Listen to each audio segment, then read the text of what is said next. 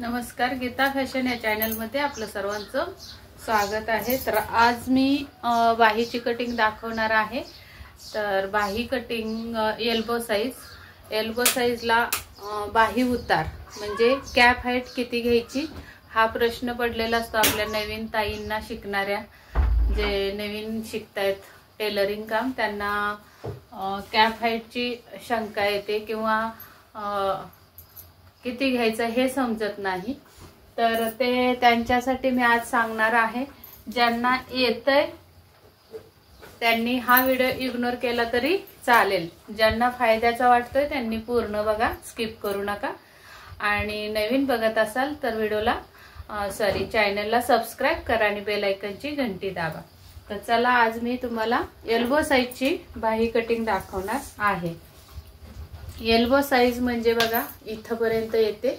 तर असा हाताला घडी घालायला लावायची आणि ही जी रेघ दिसती आपली त्या रेघेपर्यंतची उंची येईल ती एल्बो साइज बाही म्हणतात। तर कमीत कमी 10 इंचाची बाही असते, याच्यावर सुद्धा असू शकते पण मी 10 इंचाची दाखवते।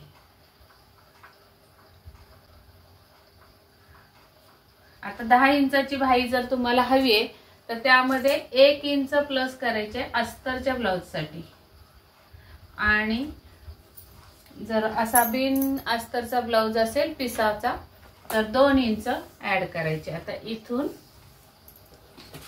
आपण ही रेघ सरळ ओढून घेऊया। अगोदर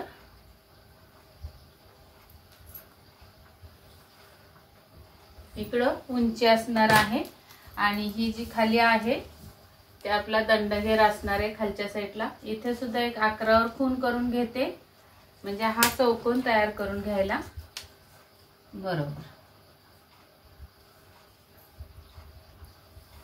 या पद्धतीने।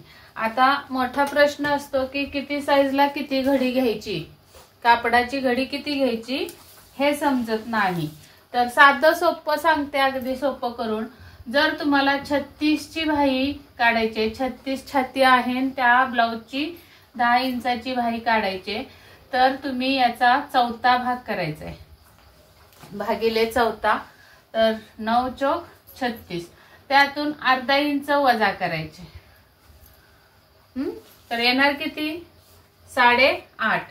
मग इथून आपल्याला ही डबल फोल्ड असणार आहे कापडाची आपल्या, इथून इकडे आपल्याला 8.5 वर खून करून घ्यायचे अशी। इथे सुद्धा 8.5 वर करून घेऊया। ही झाली आपली पूर्ण घडी। ब्लाउजला बाहीला जेवढा आपल्याला कापड लागणार आहे ते हा आपला बॉक्स तयार झालेला आहे। आता याच्या बाहेर आपल्याला कापड लागणार नाही, याच्यातच पूर्ण बाही आपली बसणार आहे। समजा तुमचा 38 चा ब्लाउज आहे, 38 छाती आहे, तर त्याला परत 4 ने भागायचंय म्हणजे चौथा भाग घ्यायचा आहे। तर किती येणार आहे 9.5 मायनस अर्धा केला तर 9 इंच, म्हणजे हीच घडी आपली इथं 9 इंचावर येणार आहे। आणि जर 34 चा असेल तर 8.5 मायनस अर्धा म्हणजे ही घडी आपली 8 इंचावर येणार आहे। एवढं साधं सोपं गणित आहे। आता मी तुम्हाला सांगते, 36 च्या मागचं एक माप दाखवलं आणि 36 च्या पुढचं एक माप दाखवलं, याचप्रमाणे तुम्हाला कोणतंही माप असू द्या, ही जी घडी आपण डबल फोल्ड घेणार आहोत ते छातीचा चौथा भाग मायनस म्हणजे वजा अर्धा इंच एवढी घडी घ्यायची। मला वाटते आता तुमची ही शंका दूर झाली असं। आता इथून खाली उतार किती द्यायचा हे समजत नाही, तर काय करायचं साधं सोपं। जर आपल्याकडे बायसेपचं माप नाहीये, समजा बायसेपचं माप नाहीये, अंदाजे काढायचे, तर इथून पाठीमागे 1.5 इंचावर खून करून घ्यायची आणि ही खून आपली अशी सरळ ओढायची, अर्ध्यावरच ओढायची ही रेघ। आणि या रेघेवर तुमचा मुंडा किती आहे बघायचा। आता समजा मुंडा 16 आहे तर त्याचे किती भरणार आहेत निम्मे 8 इंच, तर हे 8 इंच आपल्याला या कोपऱ्याला लावायचे। इथं बघा, इथं लावले आणि आपल्याला हा टेप या रेघेवर कुठं टेकतोय बघायचा, तर इथं टेकणार आहे। मग इथून ही सरळ रेघ आपली हा जो झालेला आहे तो काय झाला बाहीचा उतार. उतार म्हणजे की कॅप हाईट झाली. तर किती आली बघूया कॅप हाईट आपली. इथून खाली आपली कॅप हाईट आलेली आहे बरोबर 4.25 इंच. आणि आता काय करायचं आपल्याला, इथून 1.5 इंच, इथून 1.5 इंच, किंवा मग तुम्ही साधं सोपं इथून 3 इंच करा. सॉरी 8 आहे ना आपला हा. तर असा तिरका स्टेप घ्यायचा. साधारण इथं अर्धा इंच खाली आलं पाहिजे मध्यावर. आणि तिरकस आपल्याला जेवढा मुंडा घेतला तेवढंच आपण 8 इथं बघा टेप लावला. त्याचा असा डबल फोल्ड करून घ्यायचा टेपचा आणि एक खून करून घ्यायची. म्हणजे याचं काय झालं, मुंड्याचा हाफ झाला. आता या रेगेवर उंचीपासून खाली अर्धा इंचावर, उंचीपासून खाली अर्ध्या इंचावर अशी खून करून घ्यायची.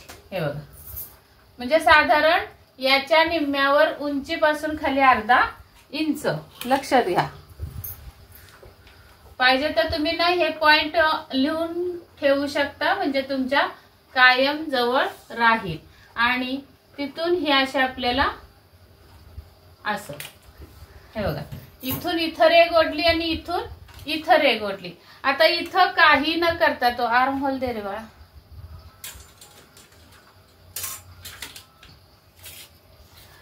आता इथं काहीही न करता हे फक्त आपल्याला गोल आकार द्यायचा. इथं बाहीला आणि इथं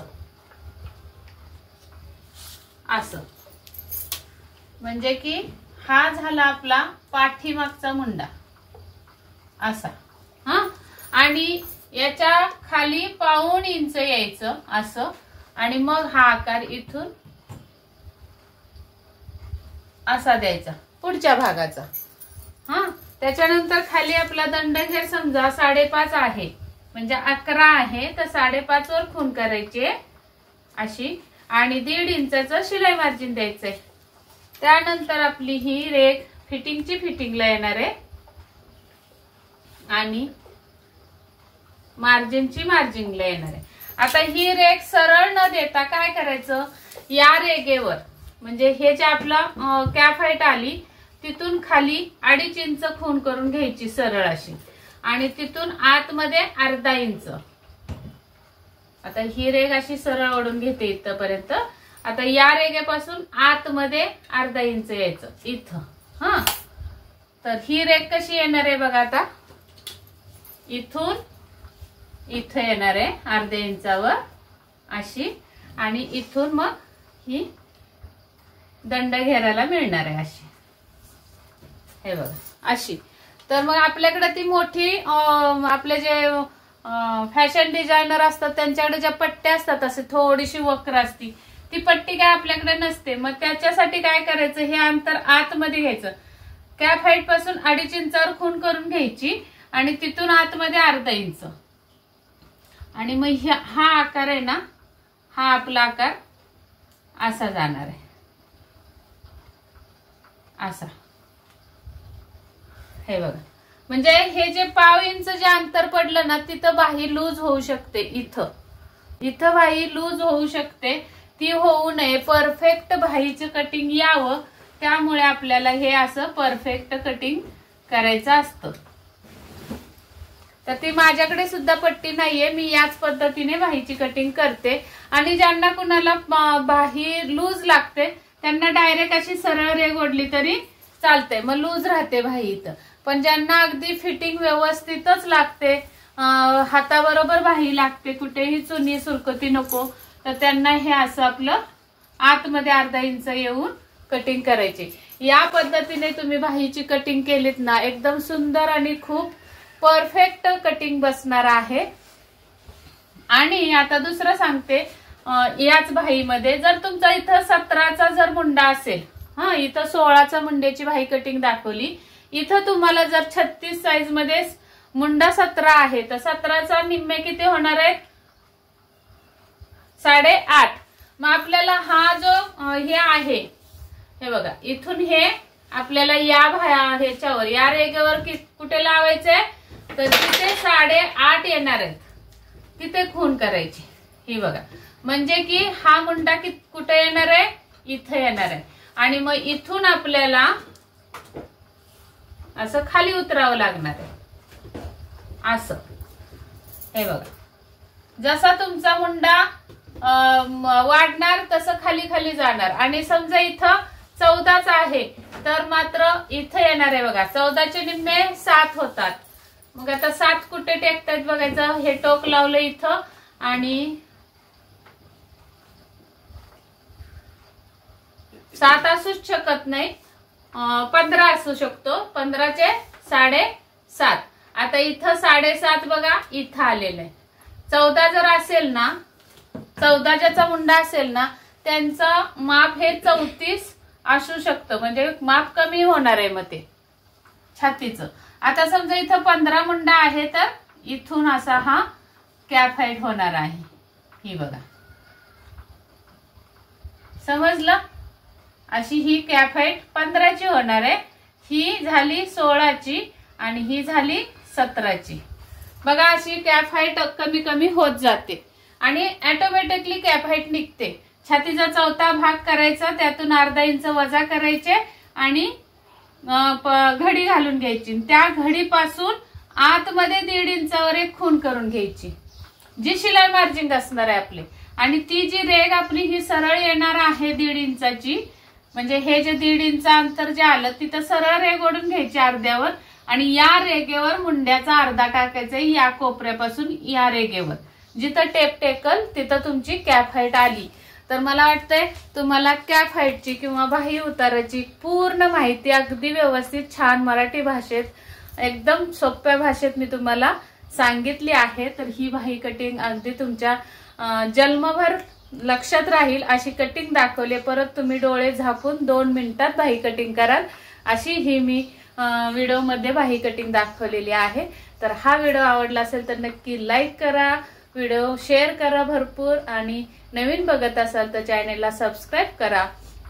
भेटूयात पुढच्या व्हिडिओमध्ये. तोपर्यंत स्वस्त राहा, मस्त राहा, काळजी घ्या आणि व्हिडिओ पूर्ण बघितल्याबद्दल धन्यवाद.